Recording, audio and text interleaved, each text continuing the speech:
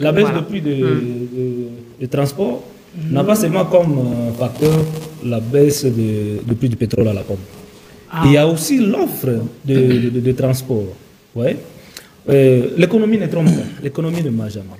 Plus la demande est plus élevée, s'il n'y a pas l'offre, le prix sera aussi élevé. Aujourd'hui, nous sommes dans une situation d'oligopole où il y a peu de vendeurs de ces produits de transport. Plus il y a beaucoup de demandeurs, ça complique la donne sur le marché. Ça veut dire que nous n'avons pas d'entreprise de transport au pays. Et nous n'avons qu'un seul produit que nous utilisons, le transport routier.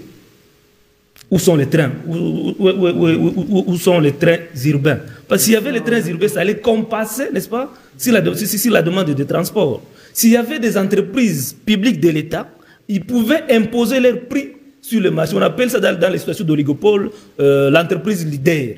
Celui-là, rappelez-vous, pour illustrer ce que j'ai dit, lors de l'avènement des Transco, le prix était à 500 francs et c'est chaque 5 minutes qu'il y avait un bus Transco à l'arrêt. Et du coup, les transporteurs de DSA7 et tout, ils commençaient à suivre le prix des transports parce que les gens ne demandaient plus les DSA7, ils trouvaient refuge dans les transports parce que le prix était abordable. Ouais. Donc, on n'a pas d'entreprise publique de l'État, il n'y a pas les trains, il n'y a pas les trains. Non, les conditions, c'est parce qu'il n'y a qu'une seule entreprise, il n'y avait qu'une seule entreprise. Au vu du taux démographique à Kinshasa, cette entreprise-là ne répondait pas aussi par rapport à la qualité. S'il faut revenir sur le prix, c'est connu de tout le monde qu'il y a toujours eu une partie du prix que l'État subventionne. 40%. Ouais. 40%. Mais malheureusement, vous connaissez que notre pays est qui dit en Fouca. Le pays ne paye pas, qu'il a dit en cette langue-là. n'honore pas ses engagements vis-à-vis de ses partenaires. Vis-à-vis de personnes. Ils peuvent bien discuter avec le vendeur de carburant, mais ils savent que le gouvernement congolais n'honore pas ses engagements. Il n'y a pas très longtemps, qu'une année ici, nous avions connu une pénurie de pétrole sans précédent. Et ça commençait déjà à annoncer le soulèvement populaire. Pourquoi? Parce que l'État avait accumulé beaucoup de dettes et il n'arrivait pas à payer aux vendeurs de carburant. Du coup, ils ont décidé de fermer. Il n'y a jamais eu aussi des parts de chantage dans tout ça parce que des compensations sont aussi possibles. Hein? Non, je dis ceci, madame. Faisable. L'État prend les décisions de baisser le prix de carburant jusqu'à 13%. C'est une bonne chose pour nous, la population. Mais l'État aussi doit être responsable, responsable par rapport à ses engagements. Quand vous prenez des engagements, honorez-les aussi. Mais on a toujours dit que les mêmes causes produisent les mêmes conséquences.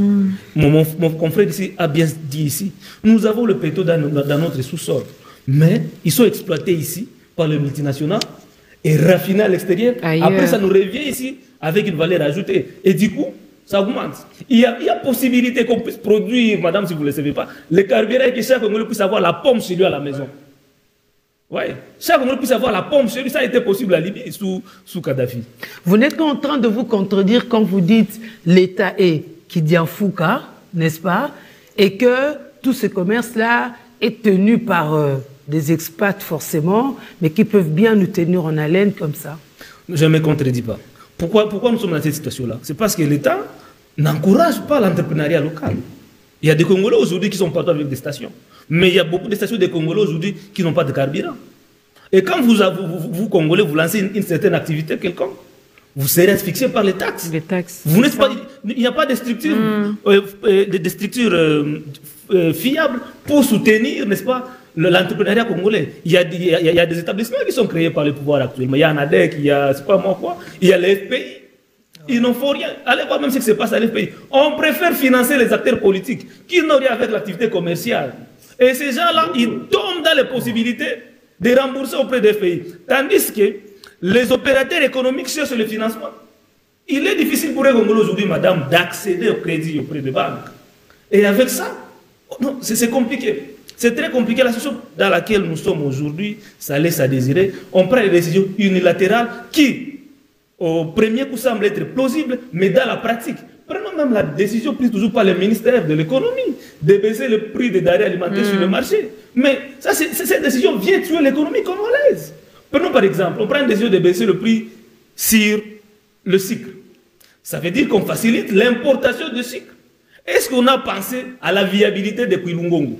sucrerie de Kulungongo. Parce que nous allons plus demander le sucre qui vient de l'extérieur, contrairement ou bien en concurrence de notre sucrerie ici. Et du coup, cette entreprise-là va tomber en faillite parce qu'on ne va pas demander, on ne va pas acheter.